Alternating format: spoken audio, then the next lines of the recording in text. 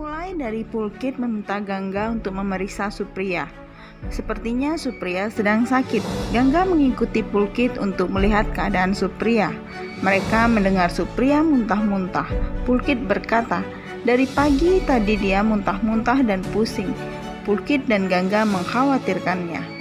Gangga meminta Pulkit untuk menelpon dokter. Pulkit langsung menelpon dokter. Dokter mengatakan bila dia mual-mual dan disertai muntah di pagi hari, tandanya tidak ada yang serius karena Supriya sedang hamil.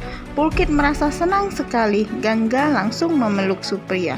Gangga berkata, ia akan memberitahu kabar baik ini kepada Bapak dan Ibu Madvi. Mereka pasti senang sekali mendengarkan kabar ini, tetapi Pulkit melarangnya untuk tidak memberitahu siapapun. Di lain tempat, Gangga terjatuh dari sepedanya. Sagar membantunya. Tetapi setelah itu Sagar marah-marah dengan Gangga karena Gangga bekerja sama dengan Palas untuk melawannya. Sagar berkata, kau mendukung dia bukannya aku. Gangga berkata bahwa dia tidak mengetahui kalau Palas adalah lawannya. Mengapa kau menyalahkanku atas kesalahanmu sendiri? Di lain tempat, Palas berada di tempat orang-orang yang dibelanya di pengadilan. Tiba-tiba Gangga datang menemuinya. Gangga berkata, kenapa kau berada di sini? Siapa yang sedang berkabung gini? Palas menjawab, saya sedang membantu orang-orang yang ada di sini. Mereka adalah korban dari perusahaan Malhotra, perusahaan yang dibela oleh Sagar. Mereka mempunyai surat izin untuk membuat obat-obatan, tetapi obat-obatan itu adalah obat-obatan yang terlarang. Mereka mengatasnamakan obat itu adalah obat untuk kesehatan. Sejenak Palas berhenti berbicara. Ia membantu orang-orang untuk mengangkat jenazah. Setelah itu Palas menghampiri Gangga lagi dan menjelaskan, kau baru melihat satu kematian. Akan banyak orang-orang yang mati karena mengkonsumsi obat-obatan itu. Palas menunjukkan botol obat.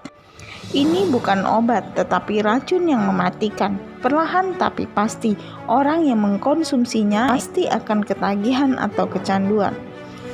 Di rumah Chaturvedi, Janvi bingung mencari sesuatu. Ia mencari botol obat yang diberikan Yas kepadanya. Saat ia akan meminumnya, ternyata obat itu sudah habis. Ia berusaha menghubungi Yas, ternyata Yas sudah ada di kamarnya. Yas tersenyum. Yas tahu bahwa Janvi kecanduan. Tapi Yas berkata, untuk yang pertama itu adalah gratis. Untuk yang kedua ini kau harus membayar sebanyak 25.000 rupiah. Janvi bingung karena ia tak mempunyai uang sebanyak itu. Janvi hanya sanggup membayar setengahnya saja. Tapi Yas meminta uang itu secepatnya. Tiba-tiba Sagar datang dan memanggil Janvi. Janvi panik atas kehadiran Sagar. Secepatnya Yas bersembunyi. Sagar langsung masuk dan hanya akan mengambil berkasnya saja. Janvi berkata, kenapa kau bersikap acuh tak acuh kepadaku? Aku ini adalah istrimu. Sagar berkata, apa yang kau inginkan sekarang? Aku ingin cinta yang tulus darimu dan dukungan darimu. Sagar berkata, maafkan aku. Aku menyadari kesalahanku. Apa yang kau inginkan dariku sekarang? Aku bisa memberikan hak seorang istri dan aku juga bisa memberikan perpisahan jika itu yang kau inginkan. Aku juga bisa memberikanmu apapun yang kau mau. Janvi melihat ke arah Yas. Yas menunjukkan botol kepada Janvi. Seketika Janvi berkata, aku hanya ingin kartu kreditmu saja. Aku ingin membeli segala kebutuhanku. Aku sekarang tidak bisa meminta uang kepada ayahku karena aku sudah menikah. Ini kan sudah tanggung jawabmu untuk menafkahiku. Sagar berkata, benarkah hanya itu saja? Aku tidak percaya ini. Lalu Sagar memberikan kartu kreditnya kepada Janvi. Sagar berkata, simpanlah kartu kredit itu. Aku tidak pernah berpikir sebelumnya. Ternyata kau sangat rendah. Kau hanya mengincar kartu kreditku saja. Setelah itu Sagar meninggalkan Janvi. Janvi menangis dan menyadari atas kesalahannya. Yas tersenyum jahat.